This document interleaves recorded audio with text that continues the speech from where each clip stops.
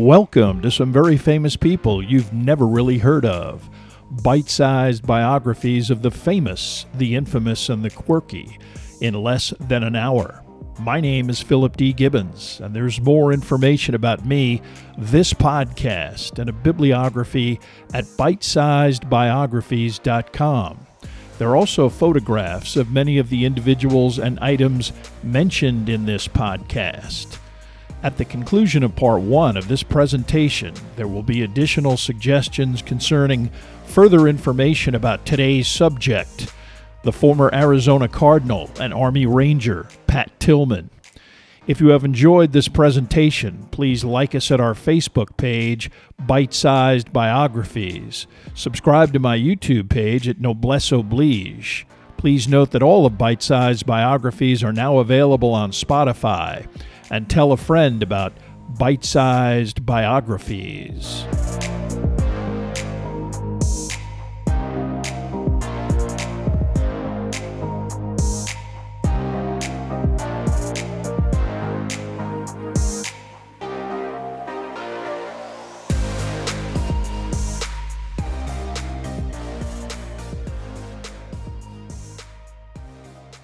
Now let's get started with our story about Pat Tillman. On April 22, 2004, Pat Tillman, an Army Ranger, was killed in action in Afghanistan. Tillman, a literal college All-American scholar and athlete, had famously given up a seven-figure National Football League career and million-dollar contract extension from the Arizona Cardinals to enlist in the Army in May of 2002. Although Tillman ultimately refused to speak with the media about his enlistment, he did initially discuss his attitudes in the immediate aftermath of 9/11, stating, quote, "My great-grandfather was at Pearl Harbor, and a lot of my family have gone and fought in wars, and I haven't done a damn thing as far as laying myself on the line like that. And so I have a great deal of respect for those that have and what the flag stands for." His decision to join the military was certainly greeted with a great deal of attention, even consternation, about such an unusual demonstration of selflessness and sincerity. His death, initially announced as occurring while Tillman bravely charged up a ridgeline to engage with the enemy, was an outcome that was deeply shocking to the American public. In the immediate aftermath of the revelations of scandal at the prison at Abu Ghraib and harrowing footage of the corpses of American military contractors hanging from a bridge in Fallujah, news of Tillman's death and personal sacrifice seemed to initially serve as a patriotic counterpoint to much of the bad news that was sinking the public's enthusiasm for war in the Middle East. However, within a matter of weeks, after a nationally televised memorial service that amplified the initial accounts of Tillman's death, the true circumstances of what actually happened to Pat became public. The brazen deception concerning these events, the actual facts known within hours by the Army and within days at the highest levels of the U.S. government, became a public relations nightmare, a shameful national embarrassment, and a profound betrayal of the Tillman family itself. Despite 4 separate military investigations and several congressional hearings, even today, many of the fundamental questions concerning the death of Pat Tillman have never been answered. Pat Tillman was born on November 6, 1976 in Fremont, California, to Patrick and Mary Tillman.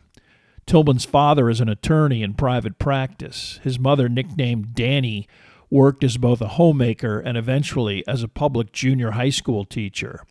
Although Tillman grew up near the urban sprawl of San Jose, his family resided specifically in New Almaden, a practically rural hamlet surrounded by creeks and tree-filled hillsides. Tillman had 2 male siblings, all 3 sons members of a very tight-knit family. From a young age, Pat spent a great deal of time exploring the outdoors and involving himself in athletics. This despite a short and not particularly muscular frame. However, his hyper-competitive nature and ability prompted his addition to the varsity of Leland High School's football team while in his sophomore year. Benefiting from a teenage increase in height and weight, Tillman's senior year at Leland High School established him as a versatile two-way player and the star of a squad that won a state divisional championship in a region featuring over 100 other high schools. Although also a bright student with a serious girlfriend, Tillman had a streak of wild impulsiveness that led to at least one prominent blight on what seemed to be a very promising collegiate athletic career. On a typical small-town Saturday night, Tillman and his friends were unwinding at a local pizza parlor when a friend, Jeff Hechtel, left the building and quickly got into an altercation with some other individuals from a rival high school. From the interior of the restaurant, it appeared as if this group was about to gang up on this individual, an especially close friend of Pat Tillman's. The entire group of Leland high schoolers then poured out of the restaurant. Tillman located the largest of what he thought were the malefactors and immediately knocked him to the ground with a punch. Unfortunately, this individual, named Darren Rosas, was not even a participant, and while he remained barely conscious on the ground, Tillman repeatedly kicked him in the face, head, and upper body, worsened by the fact that Tillman was wearing dress shoes, until an off-duty policeman situated in the mall broke up the melee.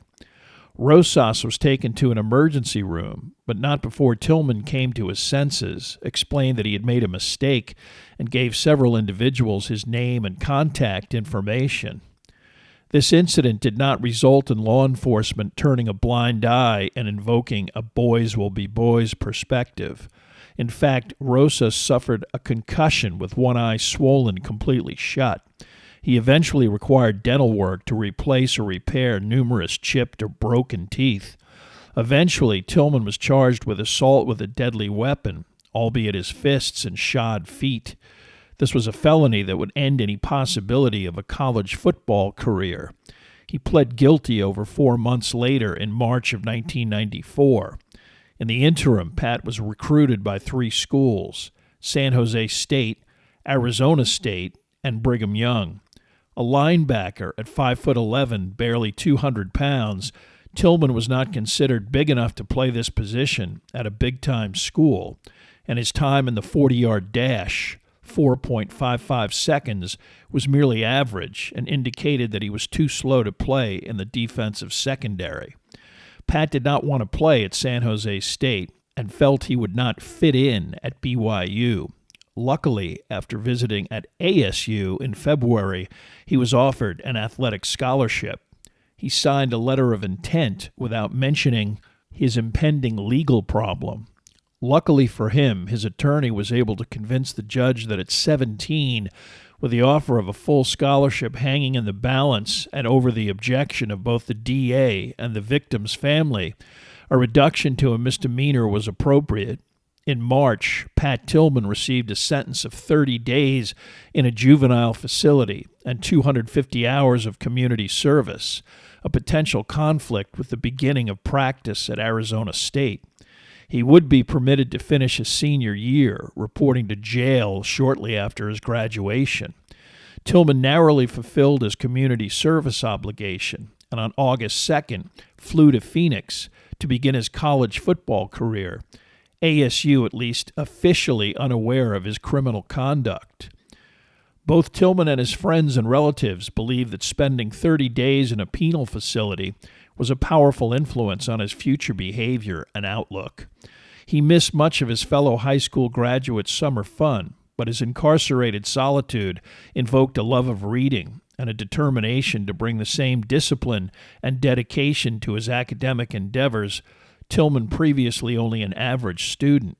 Following his first semester, he received a 3.5 average, including an A in a mathematics class. His second semester concluded with a 3.81. As a freshman, he avoided the typical red shirt tag, earning a letter in football through superior special teams play. As a sophomore, he played regularly at the linebacker position and was high on the list of total team tackles for the year. ASU had a losing record in Tillman's freshman season, but improved to 7-4 in 1995 in one of the NCAA's most competitive football conferences. In 1996, with Heisman candidate Jake Plummer at quarterback, Arizona State was expected to battle for the national championship. Pat Tillman was designated as a starting linebacker, quite an achievement for a player initially thought to be too small and slow to even play major college football. The Sun Devils went on to enjoy one of the best seasons in the school's history, posting an undefeated 11-0 regular season record, which saw them ranked second in the nation and winning only the second Pac-10 championship in the school's history. In one of the most memorable Rose Bowls ever played, ASU came within 19 seconds of beating Ohio State, surrendering a late touchdown that cost the Sun Devils the national championship. Although, with the graduation of several star players, including Plummer, ASU faltered in 1997 to a 9-3 record, Pat Tillman led the team in tackles and was named the Pac-10 Defensive Player of the Year. Earning a bachelor's degree in 3.5 years with a 3.8 GPA, he graduated summa cum laude. But he also retained his reputation as a free spirit, frequently climbing to the top of one of the light poles that towered over Sun Devil Stadium and spending some quiet time.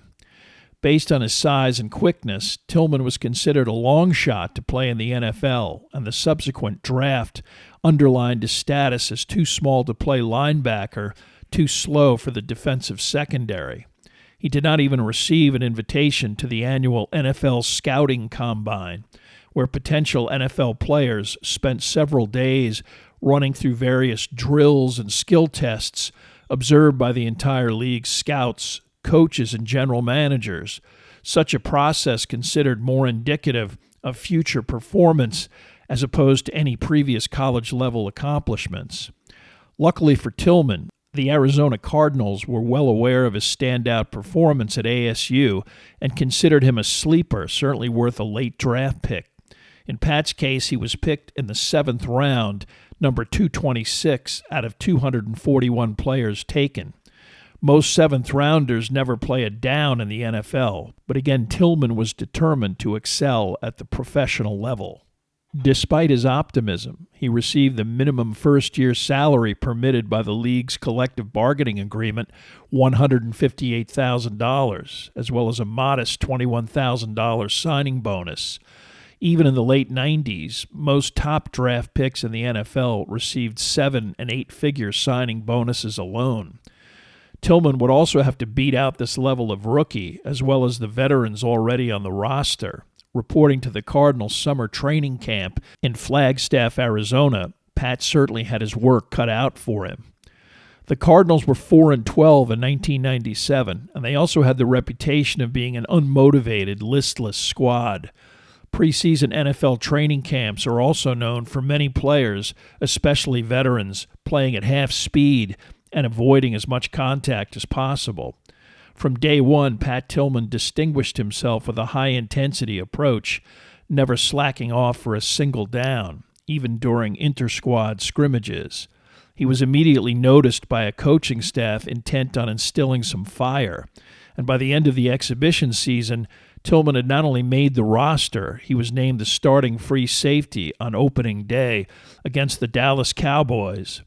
Making the transition from linebacker to NFL secondary proved to be a learning experience, but Pat started 10 of 16 regular season games. The Cardinals team also came together, winning their last 3 games to finish 9-7 to make the playoffs for the first time in 15 years. The team then went to Dallas as a wild card, pulling off an upset and posting the first Cardinal playoff win in a half-century. Tillman's former ASU teammate Jake Plummer, the starting Arizona quarterback, and another major reason for this turnaround. Although extremely popular with the fan base, Pat retained a down-to-earth approach, eschewing the flashy rides of most of his teammates, at first riding a bike to practice, then buying a beat-up Volvo station wagon, and he and his longtime girlfriend Marie purchasing a modest home together in the Phoenix suburb of Chandler, Marie having relocated from California. The Cardinals relapsed in 1999, winning only 6 of 16 games, and Tillman's season was equally regressive. He started only once, the last game of the season, as a result of an injury to another player. Although dedicated in the offseason, Pat also resolved to involve both Marie and himself in other experiences, including a 5-week trip to Europe in which he kept a journal, a habit he continued for much of his adult life. Having signed up for a marathon in Northern California redwood country, he stuck to a training regimen while on vacation and ran the Avenue of the Giants race on May 7th with a time of 3:48:48, good for 170th out of 666 runners. Typically, he was the only NFL player to complete a marathon in 2000. He also continued journaling, believing that it would help him to focus on what he believed to be a pivotal professional year. While the Cardinals would win only 3 games, their collective performance so bad that the head coach was fired midway through the season, Pat Tillman had an outstanding year with a total of 145 solo or assisted tackles. Unfortunately, a safety called upon to make that many stops is usually indicative of a defensive line and linebacking core that can't stop anyone. Despite the Cardinals' poor record, Tillman's performance did not go unnoticed, as the Cardinals had only signed him to a series of 1-year contracts. As a free agent, he could leave if another team decided to offer him a better deal. The St. Louis Rams decided on a $9.6 million deal over 5 years, with $2.6 million guaranteed at signing. When Pat was contacted by his agent, Frank Bauer told him about the contract and then said he would fax over the actual offer sheet for Tillman to look over, believing that Pat signing with the Rams would then become a mere formality. But Tillman told him he wanted to think it over, that he would call him back. A few days later he did, telling Bauer that despite the fact that the Cardinals hadn't even officially offered him a contract for 2001, he felt that they had drafted him and given him a shot, and he felt he owed it to them to stick around. Stunned, Bauer tried to talk him out of it, explaining that the Cardinals, a family-owned team with notoriously short pockets, would probably only offer him the league minimum again, and again probably only for 1 year. Pat was adamant, and sure enough, a few weeks later, he was offered another 1-year contract for the 4th-year player league minimum of $512,000, which he immediately signed. To this day, Bauer describes Tillman as a unique individual and a once-in-a-lifetime client.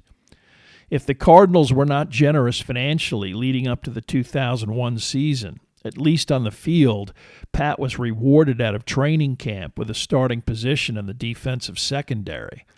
But before the Cardinals even played their first game, an event occurred which greatly affected the rest of Pat Tillman's life. On Tuesday, September 11th, hijacked planes destroyed New York's World Trade Center and crashed into the Pentagon. A Tuesday during the NFL regular season is normally a day off, but Pat was awakened early by a phone call from his brother Kevin, who alerted him to the unfolding catastrophe. With Marie having left for work, Tillman made his way to the Cardinals team facility in search of other teammates, all trying to make sense of this emotionally overwhelming event. Clearly impacted, Tillman recorded an interview only days later indicating how his career in pro football was relatively meaningless compared to the service and sacrifice of his own relatives who served in the military, and he ended on a note of patriotism concerning the American flag and what it meant to him. This interview provided some insight into what became over time an ever-increasing desire to contribute meaningfully to what Tillman then believed to be a patriotic endeavor in the national interest. The Cardinals were already 0-2 when they took the field in Philadelphia on October 7, 2001, right before kickoff, in a speech from the White House that was even broadcast on the Eagles Veterans Stadium scoreboard. President George W. Bush announced the beginning of Operation Enduring Freedom, an attack on al-Qaeda training camps and military installations in Afghanistan. This military response resulted from the assessment that the 9/11 terrorist attacks were planned and organized by Osama bin Laden, the head of al-Qaeda and a Saudi Arabian national, operating within Afghanistan with the full knowledge and protection of the Afghan government's ruling entity, the Taliban. Following the Taliban's refusal to turn over bin Laden, as well as ignoring U.S. demands to shut down the training camps, Bush was following up on a previous threat to intervene with military force. This intervention was merely the latest development in a country that had been among the most volatile in the world and the focus of superpower confrontation dating back to the Carter administration.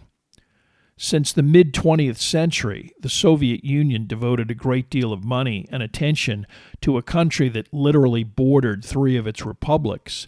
Considering the prevailing fundamentalist Muslim demographic in the entire region, Moscow felt it important to neutralize such a potentially destabilizing mentality from pervading its southern borders. To this end, foreign and military aid for 2 decades propped up the regime of Mohammad Daoud Khan, a repressive dictator who imprisoned and even murdered those critical of his government. It was the intent of the Soviet Union, through Daoud, to attempt to drag Afghanistan into the 20th century. Although the capital, Kabul, did contain some mercantile infrastructure, most of the population lived in the remote countryside, illiterate and pursuing an agrarian existence. In a country which as late as 2000 contained only 16 miles of railroad and virtually no national highway system, authority in the remote provinces was wielded by various regional tribal elders or fundamentalist mullahs who were generally hostile to the central government, its secular attitudes considered blasphemous. By 1978, Daoud Khan had alienated just about everyone in Afghan society, especially the members of the prominent Marxist political party known as the People's Democratic Party of Afghanistan, or PDPA. Coordinating with the military and receiving covert encouragement from the Soviet Union, the PDPA launched a rebellion on April 27, 1978, which killed Daoud Khan's entire family, the party then assuming absolute power and ironically renaming the country the Democratic Republic of Afghanistan.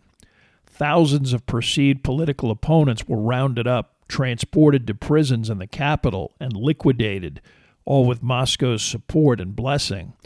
This repression only exacerbated a national opposition to the government, perceived as infidel puppets of the Soviet Union. Within a year, regional uprisings were occurring across Afghanistan, some successful enough to remove any central government influence. Fearing that the PDPA would be unable to withstand such unrest, in December of 1979, the Soviet Union intervened, dispatching over 100,000 troops in a full-scale invasion. This brutal response killed many guerrilla fighters and innocent civilians, and also deliberately destroyed the country's agricultural infrastructure. But the religious fervor of the Afghan military opposition, known as the Mujahideen, coalesced nationally to stubbornly resist this imperialist threat, engaging in what was known as jihad, the physical defense of the Muslim community against attack. Instead of the rapid installation of a satellite government, the Soviet military effort became ensnared in a protracted and bitter struggle. The Soviet government only intensified its military efforts, using high-altitude carpet bombing and dropping hundreds of thousands of anti-personnel mines specifically designed to harm civilians, especially children. Initially, the U.S. and other Western governments emphatically protested the Soviet presence, organizing a massive boycott of the 1980 Moscow Summer Olympics, which greatly impacted the event. Additionally, even before the Soviet invasion, the CIA was covertly and ultimately overtly funneling billions in aid and weaponry to the Mujahideen, successfully involving the Soviet Union in a lengthy quagmire that lasted until the death of Konstantin Chernenko and the assumption of power by Mikhail Gorbachev. Less of a traditional hardline Cold Warrior, Gorbachev was skeptical of the Afghan invasion, eventually deciding that the insurgents would be able to permanently impose a stalemate that merely extended the costly conflict. In 1988, the Soviet Union began a withdrawal that was fully complete by February of 1989. Symbolically, the Russian withdrawal was a David versus Goliath result, a nomadic, obsessively devout group of unsophisticated combatants able to inflict a humiliating defeat upon a global superpower. But the cost of victory was quite high. Although the Soviet Union suffered 25,000 combat fatalities, 1 million Afghans were killed, mostly civilians. 5 million had fled the country, those with means to the west, the rest to refugee camps barely over the Pakistan border. And the Soviet government did not abandon its efforts in Afghanistan entirely. It continued to fund the Afghan government, still run by the PDPA, and its ruler, President Mohammad Najibullah. Various tribal and political factions now turned their attention to destroying what was believed to be the vestiges of a Soviet puppet government. These factions included Osama bin Laden and his al-Qaeda guerrilla group and the Haqqani Network, a militia of mujahideen founded and led by Jalaluddin Haqqani, both of these entities benefiting from millions in past financial and armament support from the U.S. government. But with the expulsion of the USSR from Afghanistan and the subsequent collapse of the Soviet Union, the CIA and other American policymakers shut down any additional support for Afghan insurgents. Predicted to last for only a matter of months, the Najibullah government hung on for several years until the Soviet Union dissolved, and with it institutional support. A coalition of mujahideen organizations formally took over the government, and Najibullah actually survived until 1996, protected within a United Nations refuge. He was assassinated in September of 96 by then the capital of Kabul was controlled by a fundamentalist militia group known as the Taliban. Only founded in 1994 in a remote part of the country by Mullah Mohammed Omar, within 2 years this group became the most powerful military force in Afghanistan, successfully taking control of Kabul and declaring itself the ruling entity of what they proclaimed as the Islamic Emirate of Afghanistan. During the brutal civil war that culminated in the emergence of the Taliban, Osama bin Laden avoided the conflict and returned to Saudi Arabia. But with the country now more militarily stabilized, bin Laden returned, intent on strengthening his al-Qaeda network. Without any threat of Saudi interference, bin Laden, unhappy over the Saudi government's willingness to harbor a massive American military presence in Saudi Arabia during the first Gulf War, and perpetually angered over American support for Israel, was intent on establishing a response to U.S. influence in the Middle East. Having first fled to the Sudan in 1992, the Clinton administration instigated his expulsion, and through the Haqqani network, he was granted entrance and protection by the Taliban after entering Afghanistan in May of 1996. This residence was potentially controversial, as by 96 Saudi Arabia had revoked bin Laden's citizenship, attempted to seize any of his financial assets remaining in the country, and considered his support of fundamentalist terrorist groups a hostile threat to the kingdom itself. However, after a personal meeting with Mullah Omar, bin Laden's presence in Afghanistan was officially sanctioned, Omar not wanting to appear weak in the eyes of either Saudi Arabia or especially the U.S. government. Within weeks, a succession of terrorist attacks believed to be sponsored by al-Qaeda and directed towards American interests or entities began.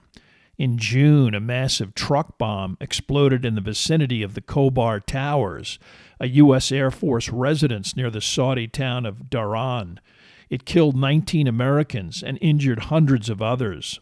On August 7, 1998, 2 massive bombs exploded simultaneously at U.S. embassies in Nairobi, Kenya, and Dar es Salaam, Tanzania.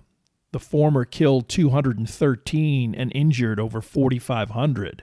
The latter killed 11 and injured 85. By now, an American grand jury had issued a sealed indictment against Osama bin Laden, charging him with a criminal conspiracy to attack U.S. defense facilities, alleging that he headed al-Qaeda and financially sponsored Islamic terrorists' efforts worldwide. Bin Laden was eventually specifically indicted for the African embassy bombings.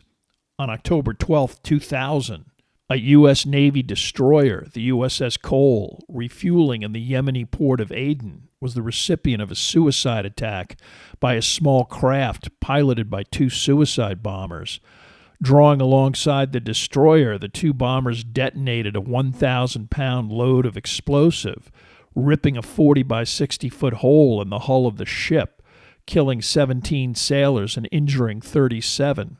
Osama bin Laden eventually released a video in which he took credit for the bombing. The video, a recruitment device to enlist additional terrorists in even more elaborate attacks. These efforts culminated in the 9/11 attacks on New York and Washington, D.C. The Bush administration responded with initial airstrikes of strategic positions throughout the country of Afghanistan. Although the Taliban were the dominant political force, the country contained several militias that had military control of other areas outside of the major population centers of Kandahar, Jalalabad, and Kabul. One of these entities, the Northern Alliance, was willing to coordinate with U.S. Special Forces in opposition to their longtime rivals, the Taliban. By November 2000, Mullah Omar and his supporters had fled Kabul, Omar disappearing into a remote region, spending the rest of his life in seclusion. Osama bin Laden was also able to escape via the southeastern Afghan network of caves known as Tora Bora, this mountainous, desolate area on the border with Pakistan. Initially, the U.S. military wanted to use mostly Afghan military resources to pursue bin Laden, not wishing to jeopardize American soldiers in an attack on what was believed to be a virtually impregnable fortress of mazes and fortifications. Using massive aerial bombardment, it was also felt that bin Laden would eventually attempt to flee to Pakistan, where it was assumed that the Pakistani military would capture him. Bin Laden and some of the closest members of his entourage did flee over the border, but whether deliberate or via miscalculation, the Pakistani government never detained him. He was able to reestablish himself within Pakistan's interior, his escape most likely again facilitated by the sympathetic Haqqani network. By January 2002, the U.S. government acknowledged that bin Laden, whose capture was one of the main objectives of the Afghan invasion, had slipped through their hands. As the new year began, Pat Tillman was also at his own personal crossroads. The 2001 Cardinals finished 7-9. Tillman played in only 12 games as a result of an ankle injury. He seemed distracted by an idea he first broached halfway through the season to his brother Kevin, that they join the Army and deploy to Afghanistan. Kevin was currently a minor league infielder in the Cleveland Indians organization, but playing at the lowest levels of organized baseball, and already looking for something more substantive. Pat and his brothers spent much of early 2002 researching what it was actually like in the military and interacting with any friends and acquaintances who had actually recently served in the armed forces. By April, Tillman had made up his mind. Writing in his journal, he discussed how competitive athletics initially allowed him to receive an education and develop personal qualities like strength, endurance, toughness, and courage. But he added what was most likely the critical element of his impending radical life choice. However, these last few years, and after recent events, I've come to appreciate how shallow and insignificant my role is. I'm no longer satisfied with the path I've been following. It's no longer important. Ironically, while Tillman was mulling over his future, the Arizona Cardinals finally put a multi-year deal on the table, 3 years at $1.2 million a year. It made no difference. Pat decided that he would enlist, and once he did, it was a foregone conclusion that Kevin would also join up. The two brothers, only 14 months apart in age, had been extremely close for their entire lives, and for them this decision was completely predictable. Tillman also made another significant decision concerning his personal life. He and Marie decided that they would get married on May 4th, 2002. Although this did not leave much time before the actual wedding, this was another utterly predictable outcome. The couple had known each other since grade school, and Marie was the only serious girlfriend Tillman had ever had. Marie had accepted Pat's decision to join the military, understanding that it was in line with his fundamental values and worldview. If it was the right thing for people to go off and fight a war, he believed he should be a part of it. As an example of just how close the Tillman brothers were, when Kevin asked for permission to leave the club to attend Pat's wedding, the organization refused, citing club policy. The younger Tillman then asked for his unconditional release and moved to Chandler, Arizona, and his brother's home. All three then headed for the San Jose area in early May, intent on keeping their military plans a secret until after the wedding. They formally enlisted before Pat and Marie left for a Bora Bora honeymoon, intent on joining the Army Rangers, a 3-year commitment that required specific training with no guarantees that they would make it through this elite program's training regimen. Realizing that it might be impossible to keep their actual enlistment from becoming public, both brothers decided to inform their loved ones of their decision before the honeymoon. This news was not well received, especially by Pat's mother and his brother Richard, known within the family as even more of a nonconformist than his older brother. While Pat went on his honeymoon, the family collectively did everything possible to try to change the situation. Pat's maternal uncle flew to Arizona to try and change Kevin's mind. The Tillman family got Pat's agent, Frank Bauer, involved, getting him to explain some of the realities of just walking away from an NFL contract, indicating that, especially 3 years down the road, it would be virtually impossible to return to any team in the league. When this went nowhere, the Tillmans and the Ugentis, Marie's parents, staged a quasi-intervention to impress on both brothers that they might actually be killed or seriously injured. It did no good. Pat and Kevin practically laughed off such concerns, and it became clear that their minds were made up. Pat had also met with Dave McGinnis, the Cardinals' coach, to inform him of his career change. While McGinnis was quite surprised, he was supportive, even asking about how Tillman would approach the release of the news to the media. Pat's response was in character, shrugging off the question by merely saying he had no intention of speaking with anyone formally at all. On July 8, 2002, Pat and Kevin Tillman began their 3-year hitch in the Army, heading to Fort Benning, Georgia. For Pat especially, the transition from civilian professional athlete to Army grunt was not what he expected. He and his brother were much older and a lot more worldly than the majority of new recruits, many destined for the regular Army and still utterly immature teenagers with checkered pasts. Predictably, Pat also had issues with some of the mindless aspects of military procedure, even openly bickering with officers, especially sergeants who were younger than he was. After their initial processing, it was off to 2 months of boot camp basic training, spending time away from his wife for the first time in many years, with only a rare phone call also added to Tillman's general disorientation. He began to reflect on what he had actually done, writing in his journal about whether he had made the right decision, recognizing that if his loneliness for his family, and especially his wife, was this intense, he could only imagine the effect it was having on Marie and others.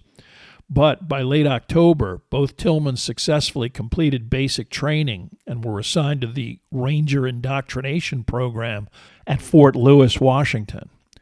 Both brothers were designated as soldiers of the 75th Ranger Regiment, an elite squad on par with the Green Berets, Delta Force, Navy SEALs, and Marine Special Ops.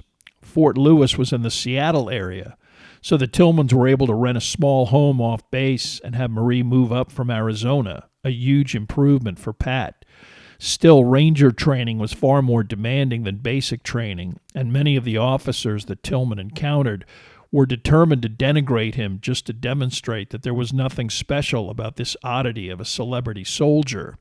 To his credit, Pat sucked it up and soldiered on.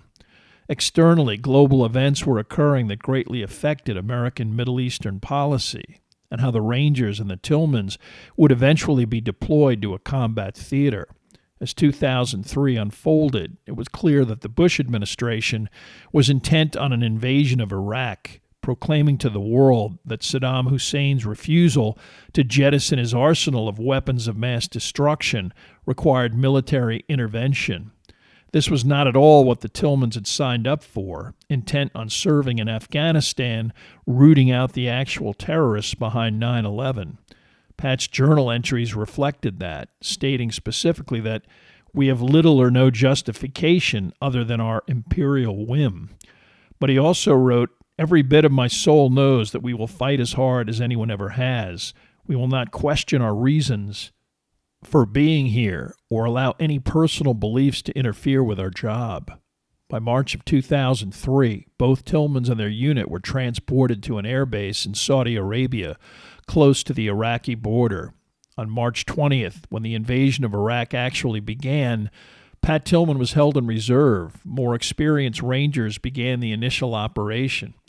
Strangely, despite his personal opposition to the war, he was disappointed that he would not be involved in the initial combat.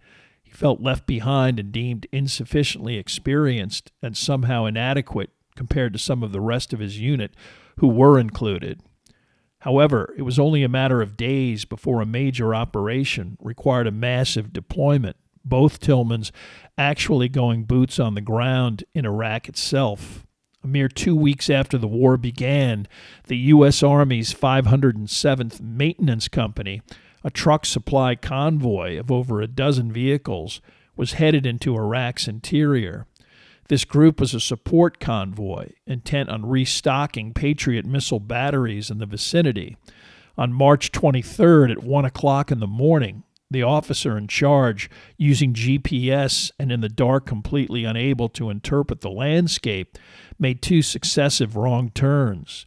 Instead of remaining on a major highway, circumventing the nearby heavily defended Iraqi city of Nasiriyah, the convoy then headed directly into this central urban area, which was heavily armed with Republican Guard Iraqi regulars and Fedayeen militia. The column continued undetected past several Iraqi outposts for 4 miles and even crossed over one of the city's main bridges before the commanding officer, Captain Troy King, realized his error. He hastily ordered his command to turn their trucks around and retrace their route back to the correct turnoff. Gradually, various armed Iraqis realized that an American unit was in their midst. Gunfire focused on each truck and steadily increased as more defenders became aware of the situation. As panic set in among the lightly armed, inexperienced truck company column, vehicles began to scatter out of formation in an every-man-for-himself chaos. As 2 of these vehicles successfully made it back to the original bridge they had recently crossed, under heavy gunfire, they attempted to traverse the span at high speeds. Sensing that the Americans might try to flee back in this direction, the defenders had deposited a large construction vehicle in the center of the road to block this exit. The first U.S. vehicle braked so suddenly that it jackknifed, its flatbed swerving sideways. The second vehicle, a Humvee towing a smaller trailer, then collided with the flatbed at a speed of 50 miles per hour. 3 of the occupants of the Humvee were killed on impact. 2 others, the driver, Private First Class Lori Pastua, and Private First Class Jessica Lynch, were both seriously injured and immediately captured by Iraqi troops and transported to a nearby Iraqi military medical facility. Pastua suffered a serious brain injury, inoperable as a result of a lack of neurosurgery facilities and intermittent electrical power, and she died of her wounds. Lynch was then transported by Iraqi military ambulance to a public hospital in central Nasiriyah, predictably named Saddam Hussein General Hospital. The U.S. military, having just sustained 11 killed, 9 wounded, and 6 taken prisoner in an incident involving major errors with virtual non-combatants, including drivers, clerks, and cooks exposed to frontline combat, was now confronted with a potential public image disaster, especially in light of video footage of some of the captured Americans that appeared via Al Jazeera. However, quickly receiving information from Iraqi contacts within Nasiriyah about Jessica Lynch, including from the spouse of a nurse who was actually caring for her at Saddam Hospital, a plan was quickly formulated to locate Lynch at the hospital and remove her to safety and focus on that instead. And so it happened on the night of March 31st that a special forces team entered the hospital and without much difficulty extracted Lynch, put her in a helicopter, and flew her to safety. Pat and Kevin Tillman were only 12 miles away at a captured Iraqi air base, in position should additional force be necessary. But none was necessary. Iraqi military personnel nowhere near the hospital, probably realizing that eventually the presence of a female POW meant that a sophisticated contingent of incoming Navy SEALs and Army Rangers was imminent. Much like the process that got the U.S. military involved in an invasion of Iraq in the first place, the same entities within the U.S. government went to work not only obscuring the actual disastrous details of the convoy's mission, but refocusing public and media attention on embellished or even completely false information. Embedded at U.S. headquarters at CENTCOM in Qatar, Jim Wilkinson, the former Bush 2000 campaign operative and former deputy director of communications for planning within the Bush White House, began the process of shaping the story. He personally appeared on CNN to give a very general description of what happened. To Wolf Blitzer, he solemnly intoned, "I really don't want to go into details. What I'll say is that we have been up all night here. A small group of people knew about this rescue. It was kept to a very small group to preserve occupational security. I will say that America is a nation that does not leave its heroes behind."